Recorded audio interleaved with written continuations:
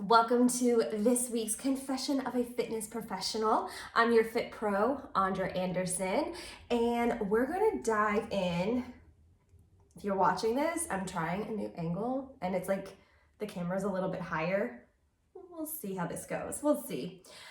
Okay, so I want to dive into some of the biggest icks as a fitness professional.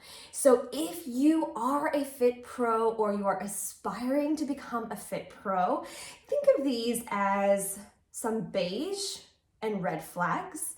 If you are a participant in a fitness environment, group fitness, fitness classes, small group fitness, whatever it might be, think of this as a what not to do in your classes or like to your fitness professionals. Because remember, fit pros, we're just people who are a little bit obsessed with fitness and goals and the goal setting environment and enthusiasm and endorphins. We're just obsessed with those kinds of things. We're obsessed with counting, we're obsessed with choreography, we're obsessed with music, the beats, all of that stuff. So in my 15 years, these are some of the things that have just over time or maybe consistently presented an ick feeling, this sort of, this isn't right, this shouldn't be this way. And maybe as we chat through them, we'll talk about alternatives or what would have made it better. So, okay, biggest icks. The first one, and I sort of just, this is like a randomized order. This is not in any particular order. The first thing is people who come to class and do whatever they want. Okay, disclaimer here. Yes, group fitness classes cater toward like the middle 50%. There are always going to be people in your group fitness class who want to take it above a level and hit every burpee, hit every tuck jump, add a weight, whatever it might be. And there are people who are at the other end who maybe have never encountered this class before, or maybe they're coming back from an injury or coming back from maternity leave, and they're just sort of scoping it out and taking it slow. I don't mean these people, okay? You are allowed to observe what's happening in class and say, oh, we're doing a squat with a heel lift, totally gonna turn it into a squat with a tuck jump safely. Or, oh, we're doing a squat with a heel lift, does not feel good to lift my heels, I'm just gonna work on a squat. Both of those are acceptable. Those are called progressions of a movement and regressions of a movement. They're variations of a movement. Variations are always welcome, and honestly, if you're looking for red flags, a red flag in a fitness professional is somebody who does not show variations, okay? You're looking for somebody who wants to show a variation and give you options. There's always options for every single movement, always. I am talking about, and this has happened to me over my career, thank goodness, not many times, just a couple. I can think of exactly 2 people. They just want to be around other people who like to work out. I mean, bravo, right? The community of people who go to group fitness is so much fun and so encouraging and supportive, at least the community that I've created and the communities that I've found. But like, if it's a class that in the class description and every single communication that you've gotten says, we recommend this class for X, Y, and Z. Please don't take this class if X, Y, and Z. And you show up anyway. And you decide in the middle of a group of people, this happened once when I taught Zumba, which is dance fitness, okay? Sometimes you get down to the ground in dance fitness, but for the most part, you are standing and moving and shaking and grooving and going right and going left and going forward, back, spin, all of these different things. I had somebody who would grab a mat and just in the very middle of the dance floor, in the very middle, would just start doing ab work. And I'm like, cool, what is happening? What is happening? So that is a big red flag. Do not be that person. If you want to do ab work, yay, go to the gym. Do it in the gym. Do it in a corner of the gym. Do it in the back of the dance studio. Do it just outside of the dance studio. But if you are going to interrupt a class to do a workout that you have designed or that you want to follow, that is not what everybody else is doing, this is not the place. And I cannot believe I cannot believe that made my list. Like, you would think people would not do that, but they do. And it's happened to me, not once, but twice. 2 different occasions, 2 different people. I cannot make this up. I could not make this up if I tried. So that is one ick. Another ick, and I again will add a disclaimer to this one, is people who excessively talk during class. Now, I don't mean, okay, look, like for example, I teach a very small group outdoor boot camp, and most of the people who come are friends, and they will just sort of have this witty repartee, am I saying that right? With each other. They will just sort of banter back and forth, and it's cute and it's fun and it keeps them moving, keeps them engaged. It's fine. But I'm talking about the people who decide that class has become tea time. Class is gossip hour. And we're just gonna go back and forth the entire freaking time, especially when the group fitness instructor is trying to show us something, or at the very beginning, I would do this if I didn't know many people at this point. I feel like I know most people who come to my fitness classes, so I really don't have like an intro to class, like, welcome, I'm Andra, here's what we're doing, a few pointers or notes for today's class, XYZ. I've had people talk over me during that part, and then later will say like, oh, I didn't know that, or you didn't tell me that. And I'm like, oh my gosh, are we in an elementary classroom and you're like a child that doesn't listen? And I don't mean to be this way, but 9 times out of 10, the people that are talking over you are teachers. So isn't that funny? Isn't that hilarious? But don't be that person that comes and it's gossip hour. Like, chitty chat before class, chitty chat after class, like go get an after class juice or coffee or tea or whatever it is. In class, just like do the work. Show up and do the work. You can have a couple little things back and forth to encourage each other, right? Like, don't be super silent, because that is also super creepy. But this is not gossip hour. It's not gossip hour. It's disrespectful to the other people in the class who might be trying to hear or concentrate. It's disrespectful to the instructor who has made this class for you and is trying to go over safety, and you're not paying attention to it. Just don't do it. Red flag. Big ick. This next one, people who are excessively on their phones during class. Like, I get it. You are an important person, and you have people that need you, and you have, things to do before and after class. Totally get it. But for the 30, 45, or 60 minutes that you're in class, this is your time. Respect yourself by allowing yourself to be present in that class. Now, have we on occasion had somebody that's like, they'll come up to me before class, hey, just so you know, I'm waiting for this really important call. I am so sorry. I will grab it and excuse myself when it happens. Of course, life happens. Just give the instructor a heads up so that we don't feel like, why are you walking out of my class? Do you hate me? Don't do that. Don't be that person. Of course, there are gonna be times where you might have to take an important call. You might be waiting for some news. Absolutely. 99 times out of 100, like, the people in the room probably want to hear it as well, or celebrate you, or whatever it might be. They're there for you. So just make sure people know what's going on. But I've had I can think of one person in a mat-based class was just on their mat with their phone above their head. And I kept waiting for it to like drop on their face. I'm like, it's gonna happen. Karma, karma, karma. But if you don't like it, just leave. Just walk out. I'm not for everybody. Group fitness instructors, we know it. And it's hard. You have to develop a little bit of a thick skin, but not everybody's gonna love you or your style or the type of class. Sometimes they don't even read the description. They just show up to the class. That's gonna happen. That's okay. Has nothing to do with you as a fitness professional. Now, if like everybody's doing it, maybe that's a little bit of a flag for you, but on the occasion of that one or two people, like, just keep your phone away. I get if you want to have it close by you. I totally get that connection to your phone. Get it. But do yourself the honor of allowing yourself to be present and get the best out of that workout. You might be there for 30 minutes or 45 minutes or 60 minutes. That's 4% of your day. Give yourself that time. Do that for yourself. Big ick. Another ick, and this is something like for myself and also for other instructors, so when I've taken classes, is starting class really late or ending class after the posted time.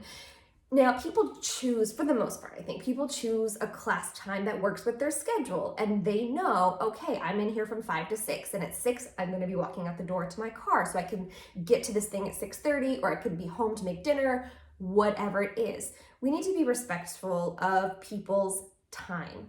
Now, are there things outside of your control that might make you start 5 minutes late? Yes. Like, that's gonna happen. It's gonna happen. I have several clients who get off of work at 5, and we have a 5 o'clock class that starts. So we'll wait a couple minutes for them to get there. And because I want them to be there for every movement, it's so much more fun when we have the full team with us. So yes, we will start a little bit late, but honestly, I will turn it into a 54-minute class. And truthfully, if you're hosting a 60-minute class, plan for 54 to 55 minutes, because that way you give yourself a little bit of wiggle room on the front or the back end so you can start and end as close to your times as possible. That's just huge for people. It's respectful of other people's schedules. It's respectful of yourself for teaching so that you know when things start and end. It just all around good thing. But big ick for starting class super late or ending way after the posted time. I had one yoga teacher, a class that I went to, that would always post a 60-minute class, but it would turn into a 75. I don't think she could teach a 60-minute class. It was always a 75-minute class. So I knew after several times going that was going to happen. So I was able to accommodate for it. But eventually she got to the point of saying, we're going to go a little bit longer. So if you need to leave, I understand. That's great. If you're going to do that, if you're feeling called to add a little extra, cool. Some people might enjoy that, but give people the option to exit at the posted time. That's just respectful. I like that. That's just respectful. Another ick, people who don't pay. It still happens to me. It still happens. Not as frequently. I feel like we've gotten into a little bit of a better place, but I even had organizations that don't pay me, or it takes them a really long time to send payment.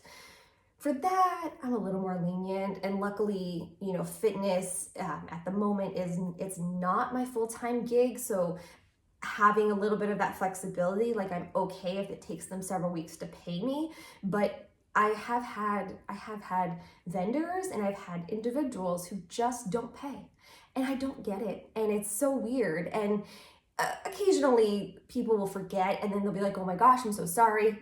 Let me Venmo you," or whatever it is. That's fine. Sometimes you forget. Sometimes regulars forget, and they're like, I'll hit you at the end of the month, or just set it up, like communicate when you're going to be making payment, because it is a service that is provided. I mean, you wouldn't go get your hair done and not pay. You wouldn't go to the grocery store and not pay. I mean, I don't know, maybe you would, probably not. But I'm just saying, it's also a service, and people need to be compensated fairly for their time. So make sure you're making payments as often and as soon as you can, ideally before the class even happens. But that's a big ick. Oh, this next one sits hard with my soul.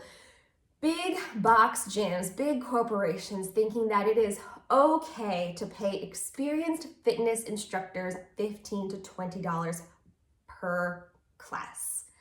Ew. It is not, listen, Fit Pros. It is not worth your time to teach for $15. If you can do it, cool, but like I promise, the training that you've had to do, the preparation you've had to do before class, the after class communication, the getting yourself hyped, getting yourself ready, getting yourself there on time or actually early to make sure that it's clean, that the air is flowing, that things are set up as they need to be, you are worth more than $15 or $20. And it is just disgusting that there are still places that think that's all you are worth, or they will give different dollar amounts for different modalities. I just had this conversation like not even a month ago with a corporation that was like, well, of course we would pay you extra for yoga because that takes a little bit more involvement. And I'm like, it all takes involvement. Every class should be compensated at the same rate. It doesn't matter which kind of class it is. So that's something I think that the industry is still working to catch up with. I worry for new instructors that are just trying to make a mark. Like, I get it. You will take whatever comes your way. Probably I did. I took $15 per class because I thought that was great. I was like, whoa, getting paid. But now knowing that most of the classes that you teach, that the classes that they're offering that people are coming to, they're probably charging $20 per person. So if you have 10 people in that class, you're only making one person's payment. Like, that's a little wrong, especially when you have to do all of the prep work. You're there, you're present, you're providing variations, you're providing checks, you're communicating, you're celebrating people. It's a lot of work. So if, other minimum wage jobs that require no training are offering $20 per hour, you are worth at least that, but definitely more than that. Don't take less than that. That's such an ick for me. Another ick, and this is gonna sound, I hate talking about this because it's just, people should do whatever they feel called to do. But one ick that I find a lot of other fitness professionals that I encounter, we kind of talk about this, is influencers who act like nutritionists or dietitians or trainers because they themselves have done X, Y, or Z and found these results. So you can too. It just doesn't work like that. It doesn't work like that. You don't know the factors of people when they go home, what they're doing, the stress they have in their lives, what they're predisposed to genetically. So assuming that people can follow your regimen and get the exact same results is just wrong. It's wrong. Every person has an individualized, that's why trainers I feel like can charge so much because they get really personalized and individualized, and they are worth that expense. If you're trying to get yourself from A to B, you have goals, working with a trainer and paying them, compensating them with what they are worth is so worth it because you're gonna get those results. They are working with you to understand your physicality, your emotional, your mental, your strength, all of those things to help you meet your goals. So when somebody who is an influencer hops on socials and they're super cute and they have a six-pack and they're like, oh my gosh, if you do these 5 ab moves, you can look like this too. It's just not ever gonna work. So it's just a big ick. What works for that person, I'm so glad. I'm so happy that they found those results, but saying that you too can look like this if you follow this plan and pay $59.99 a month, I want to see their credentials. I want to understand, have they gone through extensive training? Have they worked with other people? Have they studied cases? What else do they know? And that's another kind of related ick is fitness professionals like myself who, try to act as physical therapists or nutritionists without the proper training. Like, people go through extensive training for those things, and you might have seen things, you can kind of like guess what might happen. It's just a slippery slope, it's a dangerous road, it's an ick. Just don't do that. Don't do that. I don't want to say the words stay in your lane because I hate that. I think you can develop a whole new lane for yourself. Just make sure you are providing people the absolute best care, because this is people's lives. This is people's lives and that you're holding in your hand. And it's important to be honest and to be truthful. So props to those influencers that are like, this is what I did, and I can show you. Results are like super varied, but if you want to try what I did, you can without trying to sell something. But then how would they be an influencer? I don't know how that works. But anyway, related are influencers that sort of sell this idea of trigger warning, like disordered eating. It sits weird with my soul. Like, drink this thing for 3 days, nothing but this, you will lose weight. Like, obviously you're eating nothing. You're going to feel sick. But anyway, I digress. I don't even want to go into those things because it's not even worth my time to talk about that stuff. It's just not. It's not worth your time to think about it either. Just keep doing the good work that you're doing. Because my last one, funny enough, is trainers who ick on other trainers. I will never put another trainer down. I think there's space for all of us. There's something good that we all offer. There are honestly more than enough clients and more than enough needs. I live in a small community.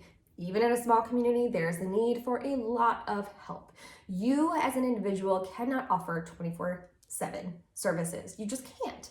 The more there are, the more you can learn from each other, the more you can grow, the more you can do referrals, they refer back to you, the more you can help other people. Because isn't that why we're in this fitness profession anyway? To make people's lives better, to leave the world a better place. I mean, why wouldn't you want more colleagues to do that? So don't look at other fitness trainers as competition. Look at yourself as competition. You want to offer something better. You want to be stronger. You want to be more knowledgeable. Compete with yourself and lift other trainers up. All right, we all were there. We all said the wrong things. We all did the wrong things. I'm watching some new trainers sort of like find their legs, and I just am like, oh, I remember saying that, and I remember thinking that, and you're gonna be fine. You're gonna figure it out. I don't feel like it's my place to like reach out and correct them. You're gonna figure it out. And then you're gonna look back and you're gonna cringe at the stuff that you said and the things that you posted and the things that you did, because we all do. It's like a rite of passage. But if a trainer were to reach out with a question or want help with something, yeah, totally would offer it. Absolutely. Absolutely. Totally fine. Okay, those are my confessions. Those are my biggest icks as a fitness professional. If you are a fitness professional, comment with some of your biggest icks. If you are a group fitness enthusiast and you go to classes and you have icks of trainers or professionals or other people that you're taking classes with, spill the tea. Let us know what you're seeing, what you're thinking, what you're experiencing, because at the end of the day, fitness professionals, we just want to create the best environment. So the more we know, the better we can be, right? Love it. Thank you so much for joining me, and I will see you next time with another confession of a fitness professional. Bye.